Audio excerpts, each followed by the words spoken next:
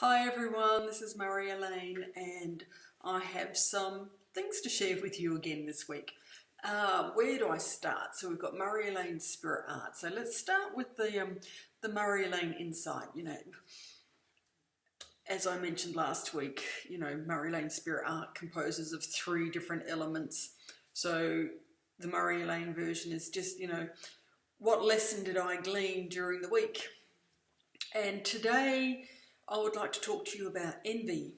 Now, this topic was born by a question that somebody asked me via Facebook Messenger, and I could really connect with the words that this person was sharing with me. So I thought, okay, let's see what I can channel from a higher realm to share with you about what I think envy is and what we can do about it.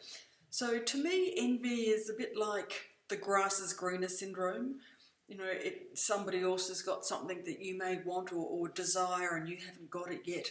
And I think that we were all wired with elements of envy prior to coming into this incarnation. It's one of those life's lessons, I suppose, one of those emotions that, we get to experience, and how do we manage it in this physical? And here comes that A word again. Everything can change with awareness. So, and unless we're consciously aware of the behavior and the emotion, and we can consciously choose to acknowledge it and then move through it, nothing will change. And I'm sure, like I said, we've all been sprinkled with a bit of envy from now and then. So what I suggest to you is that if you notice that you're having envious thoughts, if you're lamenting about why haven't you got such and such and yet somebody else has, that's just the universe's way of reflecting to you that you're not really truly a match to your desires. Because as spiritual beings that we are, we can have anything that we want. And I believe that hopefully in my lifetime on planet Earth we will move to that phase where we can actually have instant manifestations because we are aware of our power.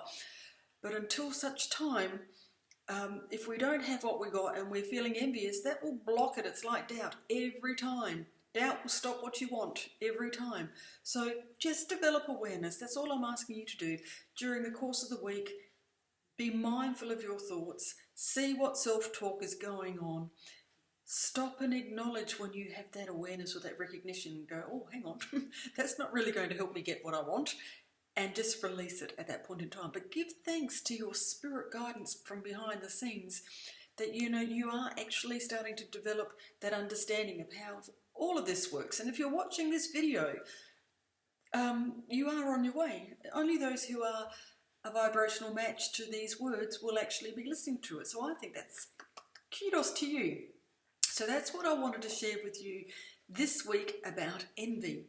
Now, the next part, spirit part, I managed to do a few recordings last week. I had a few requests via my new website to do some messages for the universe, and the feedback I got was absolutely lovely, and it is validation, here's my ego bit, about how the words I do share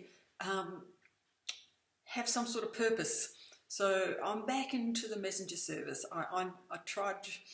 I stepped away for a little while because I had other factors going on, but I really do love the knowing that the words that I share, they're not my words, they just flow through me, do actually have a positive effect on the person who's actually requested those words. So I did put up a general message yesterday. If you saw on the Facebook page, I provided 3 choices for you. So we had the dog, a little Buddha, and also a sea turtle, and they were just the little figurines that were on my little art desk behind me here. So I grabbed them, and as I was shuffling this deck, this is the John Holland Psychic Tarot cards, 3 cards flew out of the pack and landed on my keyboard, and I thought, well, that's it. And they were the cards that I was going to be using. And I turned them over and I thought, ooh, what an unusual collection of cards. So anyway, I shuffled those 3 cards. I didn't know which order they were going to appear. And it was only when I turned them over after I uploaded the image that I got to see, you know, who was drawn to which card. So let's start with the dog card. Oh, and before I get into my interpretation, I'm not looking at the handbook. So if you've got this deck at home and you're listening to this and you go, well, hang on, Marjolyn, that's not what that card means. I'm going with my intuition, and I'm just going with the words that flow with me right now. I could find the same cards next week and have a completely different interpretation of them. It's just what I feel they mean today.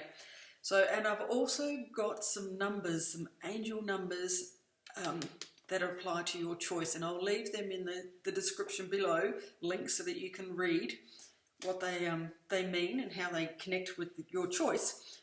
And those numbers again were just gleaned on things around me. I had some numbers here on a page.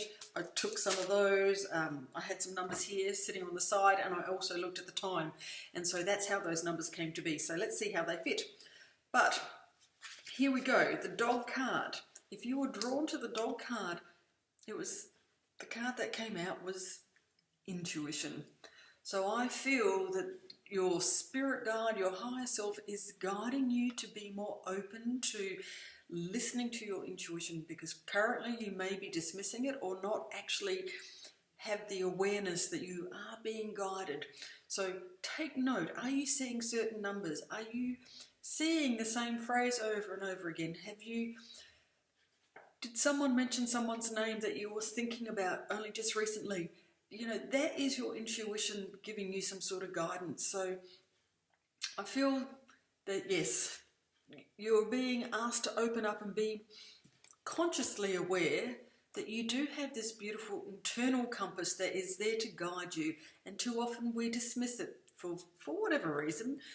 That's not a judgment. It just is, well, based on my own experience, it is what it is. So open up. Be on the lookout for signs or signals. Trust that gut feeling. If something doesn't feel right, it generally isn't. So use that for the coming week and see how things unfold for you. Okay, so if you were drawn to the Buddha, we were gifted this card, the Power card. So, and what I'm feeling this card means at the moment is that some of you may be giving your power away to another person. You may be allowing someone to make decisions for you, or you don't trust your own decision making. So I think this card is a reminder for you to trust, a bit like the intuition card, that what you're thinking is actually correct, and that you have the personal power to steer the course of your life. So please don't give it to somebody else. Don't ask for somebody else's opinion on what you should do, because that will just cause more confusion. If you're not sure, sit down and meditate. And something that I said to my daughter very early on, if there's doubt, don't make a decision, because it's not clear. It's not quite firm. Wait until you feel that wild horses couldn't drag you away from that course. Then it's time to move forward. So doubt is don't. So doubt is our stopper as well. So always ask for clarity, but step into your power. You have it. Trust yourself, back yourself, because we are powerful beings. We have more potential than we currently give ourselves credit for. So that's what I feel that card is guiding you to do. Step into your own personal power and start being that magical human being that we were born to be. Now, here is the interesting one, the sea turtle. And at first I didn't know how to share what I thought this card actually means. But now I think I have some clarity on it. Because so many of you were drawn to the turtle, and this is the trapped in fear. But what I think this card actually represents is, because so many of you did select it, is that we as a consciousness are still entrapped in the fear. And I think that's to a greater extent all the media and all the other things that we see in newspapers, on the television, internet. There's a lot of fear around, and I feel that if you were actually drawn to this turtle card, there is also some personal elements of fear that you're not actually allowing yourself to be a bit like the power card, the true person, that you're allowing fear to inhibit your judgment, so to speak. You're letting fear dictate some of the outcomes or some of the choices. And I feel that the underlying fear that a lot of people, including myself, and I've said this before, I'll say it again, it's the worthiness. It's that feeling that we might not be good enough, or we don't have enough knowledge to do what we really truly want to embrace. So I'm thinking this week, try something different. Surprise yourself. Don't let fear stop you from taking that action. Just have a go. Baby steps are okay. It's just doing something. And maybe you could, instead of driving the same way that you do to work or to school or whatever, try a different route. See if you can see something different that you hadn't seen before.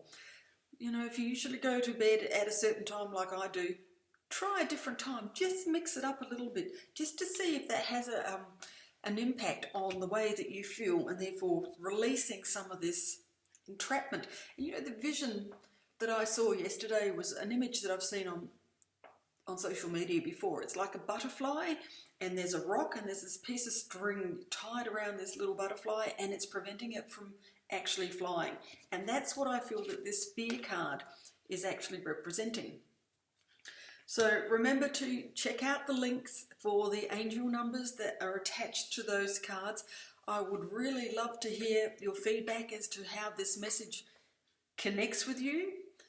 Maybe two of them do, maybe they don't. But remember, you would only be hearing this if you were guided to this recording. Now, the art element. What have I been up to on the creative side? Well, I've got a little bit of a fascination with turtles at the moment, so I had a go at trying to paint a turtle. You know, like anything, there's always room for improvement, and it only comes through doing and practice and commitment. So that was my turtle, and then I had a go at urban sketching, which is last weekend. I went into Fremantle, as I said, and I took a picture, and that was just an interpretation of a beautiful building that I saw. And here's another one. I'm just practicing with watercolors, and I'm currently working on filling out that mandala. So that's what I'm doing on the creative side. I've got myself all set up today. I'm going to try and do some water lilies with watercolors, just to see how that goes. Now, what I have for you, I have a free gift again. It's free plus shipping, and this week it is a little infinity necklace. It's a circle of life, and there's a beautiful little inscription inside the pendant. So if you would like to get that for yourself, or possibly for a friend as a gift, just click on the homepage of the website and you'll see it there. This week's free gift. Love to pass one on to you. Okay, so thank you very much everybody for tuning in, and I will share another message next week. Don't know what it will be, but anyway, let's see where I'm guided. Ciao for now. Bye.